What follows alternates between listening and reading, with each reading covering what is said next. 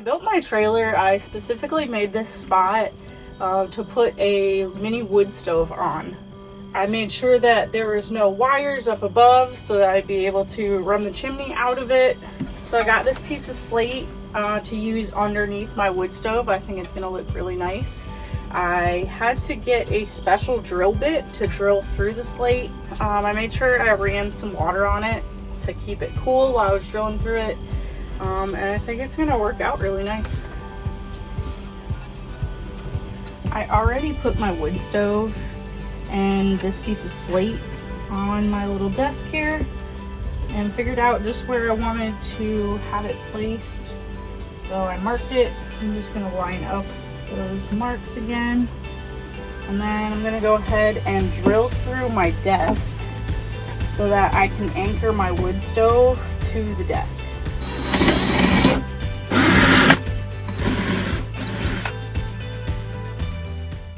It's recommended that you do the first few burns in your wood stove outside, heating it up and letting it cool down several times. I'm going to go ahead and place my wood stove on top here. Gotta get all those holes lined up. I got some bolts with a washer and some wing nuts, so that's what I'm going to use to attach the wood stove to the desk.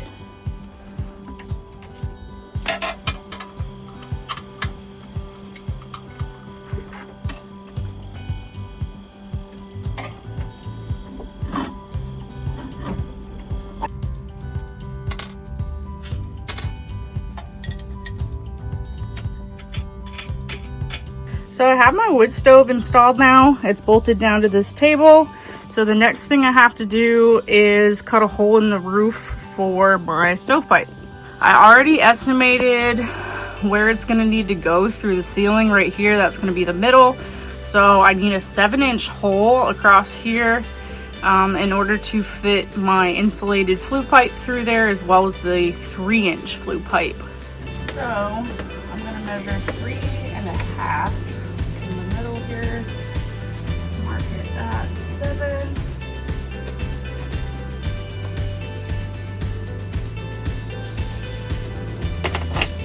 All right, so that should give me a circle, 7-inch circle. Perfect. Now that I have my hole marked out, now I have to drill a few holes in order to get my jigsaw in there to be able to cut it out.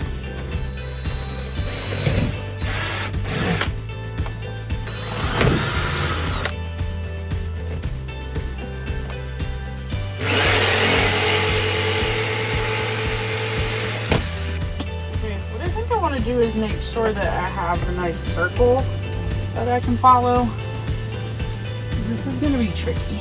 I traced out my circle so that I can follow it with the jigsaw a little bit easier, and then I think I'm actually going to drill a few more holes in here just so it's easier to cut that circle out, so that each point is like a different angle.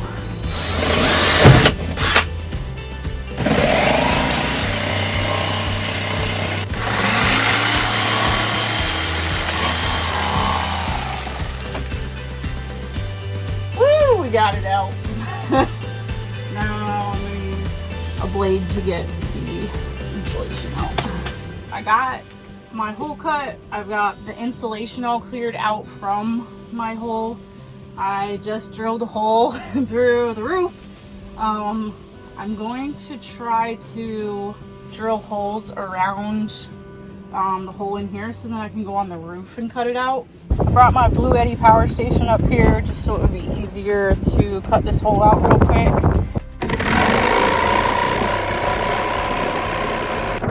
There is the finished hole and the roof.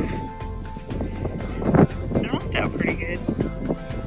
Now that I have the hole cut in my roof, now I have to measure and cut the pipes to the right length that I need them to be. This is my 5-inch insulated flue pipe. This is gonna go out the roof, and then it has to stick down 2 inches into the trailer, and then I have to cut it off to a foot above the roof. My 3-inch is going to go from the wood stove out the roof through the 5-inch, and then it's also going to stick about a foot above the roof as well. So just like every other project working on this trailer, it's never as simple as you want it to be, but we got our pipe through the roof. We got our 3-inch pipe running through our 5-inch insulated pipe. I've got the cap on top. We got our collar here. I traced around it so I know where to put the silicone. Then this guy's gonna go down and we're gonna put some screws around here with some silicone and some lap sealant. That's what we got going on. Got our stovepipe all sealed up now. We got the silicone and the screws holding the collar to the roof, and then I put some lap sealant around the whole thing as well as on top of the screws. So we should be all set.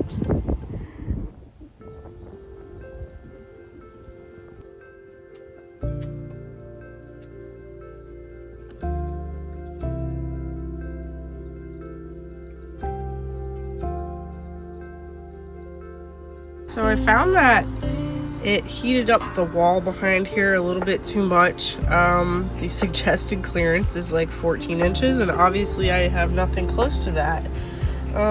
It never got so hot that it felt like it was really going to like catch fire, but it was hotter than I wanted it to be. So I bought one of these side panels that the company sells. It came with these bushings. I bought the bracket that attaches it to the back of my stove. I drilled holes in there so it would be the right height from behind and installed it back here, and it just works perfectly. Like, the wall is still cool to the touch back here, and I've had it running for hours this morning now, and it's going really nice and warm, and I'm having no issues with the wall getting too hot. So I'm really happy with how that turned out.